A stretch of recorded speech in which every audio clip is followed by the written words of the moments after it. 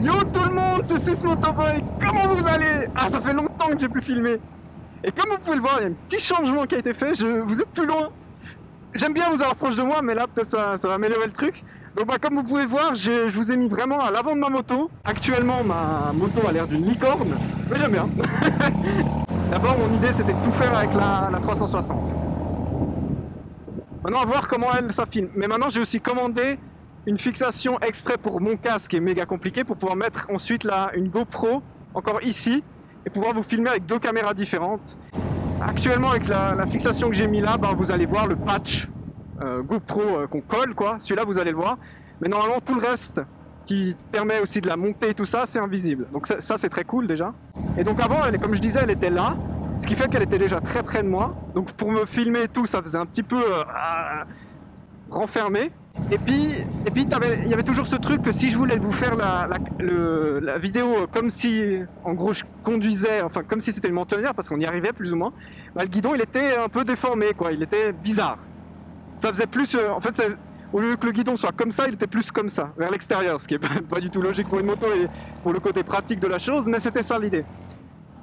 Et donc ça fait quelques semaines que j'ai vu une vidéo de Sushi Biker que j'adore, d'ailleurs s'il passe par là, je le salue, où en fait il était, où il a testé la Trident 660, sauf erreur, de chez Triumph, à Tenerife. J'étais jaloux hein, à ce moment-là, parce que nous on se caillait ici, il se faisait un petit week-end au chaud et tout, enfin bref. Et donc lui, bah, il utilise le système de la GoPro mentonnière, et il avait mis en plus, qu'il avait accroché au guidon, une GoPro qui partait vers l'avant, et qui permet peut-être de faire des plans un peu comme celui que je suis en train de vous faire là. Et donc la 360, avec tout ce qu'elle peut amener de sympa, elle devenait plus secondaire comme caméra, mais ce qui faisait qu'on pouvait utiliser tous... En fait, je me vois plus jouer un peu avec ce qu'elle peut apporter en faisant par exemple l'effet planète ou d'autres choses comme ça, si vous avez une bonne image de l'autre côté. Vous voyez ce que je veux dire?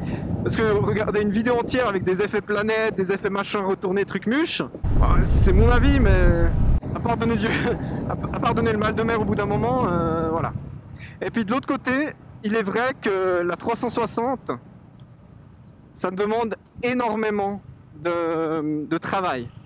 Le montage en lui-même, du moment où disons les rushs sont mis sur moi j'utilise Final Cut Pro X, du moment où ils sont mis sur Final Cut Pro X, honnêtement ça va. On parle presque d'un montage normal, c'est juste que chaque plan, je dois encore le positionner par rapport à là où je veux qu'elle regarde. Ah bah, il faut que je dise à la caméra, bah là je veux que tu sois à ce moment-là, je veux que tu sois là, à ce moment-là je veux que tu sois là-bas, et puis etc. Et donc ça prend un peu plus de temps. Après, honnêtement, c'est pas du tout ça qui me dérange. Le vrai problème, c'est que, comme toutes les GoPro, elle coupe la vidéo en gros. Une GoPro normale, je crois que ça coupe autour toutes les 17 minutes, sauf erreur, j'ai un doute, mais c'est un peu moins de 20 minutes. La GoPro Max, c'est toutes les 8 minutes qu'elle fait une vidéo. Donc tu vas rouler 1 heure, tu as déjà X bouts de 8 minutes, mais encore jusqu'à là, on s'en fiche, parce que tu mets les bouts les uns après les autres, tu as la vidéo entière. Le vrai souci, c'est qu'en fait, quand on importe les vidéos, c'est des points 360.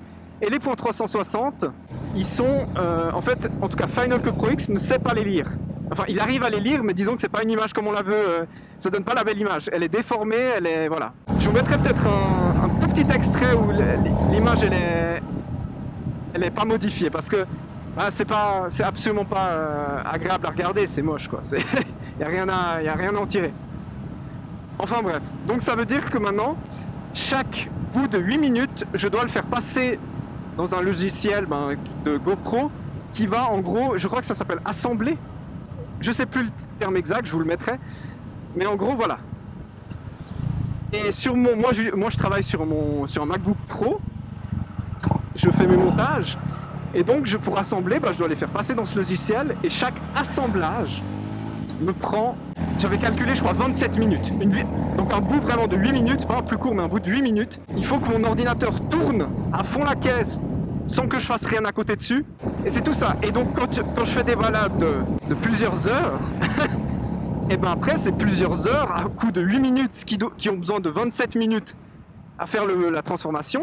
Le plus long dans mon montage, c'est d'attendre ça. Alors bien sûr, tu peux faire autre chose à côté, mais ça veut quand même dire qu'à chaque fois je vais faire une balade ou un truc comme ça, enfin dès que je veux faire ces montages, je dois les faire passer dans le logiciel, donc je dois mettre un chronomètre où toutes les genre 28 minutes pour être sûr qu'il a bien fini, je retourne dans le je retourne vers mon ordi, je lance le prochain, etc. Donc voilà, je vous laisse imaginer le temps que ça prend. Donc maintenant je vais essayer d'opérer une petite transformation. Je garde la 360 parce que c'est vraiment une caméra que... Enfin, c'est vraiment une façon de filmer que j'adore, qui apporte énormément d'intérêt. Mais je veux plus que ce soit le truc central. Je veux que ce soit un bonus que je vais mettre en avant dedans, que je vais beaucoup utiliser, mais que vraiment la principale, quand je prends des jolis virages, quand machin, ce soit quand même une GoPro tout à fait normale, où là, ben, je récupère les fichiers et je les mets sur Final Cut Pro. Et c'est fini. Enfin, faut juste le temps de les importer, mais je veux dire, avec l'autre, il faut aussi les importer. Donc, on gagne un temps fou, mais voilà, un temps de fou furieux. Et en plus, ça me permettra, en plus de ça, vu que là, j'enregistre avec un enregistreur qui n'est pas lié du tout à aucune caméra, parce que je vais pas me brancher à une caméra qui est accrochée à ma moto, je suis pas suicidaire. Oh. Mais dans l'idée d'acheter aussi un adaptateur GoPro, comme ça, je peux tout de suite... j'enregistre, ma voix que j'enregistre, elle est tout de suite sur une vidéo.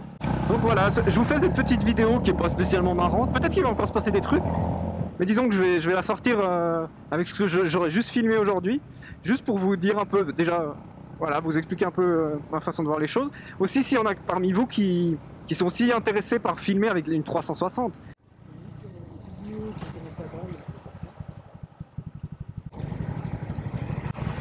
T'as glissé là, non? T'as vu ça? Putain! Oh putain! Oh j'ai eu peur hein! Mais... Attends.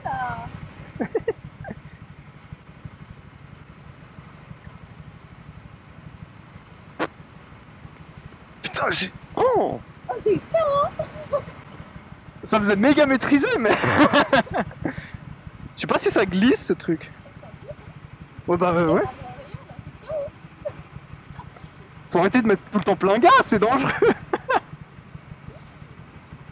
Bon bah ce petit audio maintenant que vous entendez, il a rien à voir avec les images que vous voyez. Mais en gros en fait c'est que bêtement, ma carte mémoire n'avait plus de place, donc bah, ça a arrêté d'enregistrer. Et puis sur ce, moi j'espère que vous avez déjà plein de projets en tête pour cette nouvelle année. Je vous souhaite un super début d'année. N'hésitez pas donc à laisser un petit commentaire, à liker, à vous abonner à ma chaîne, ça me ferait méga plaisir. Ciao!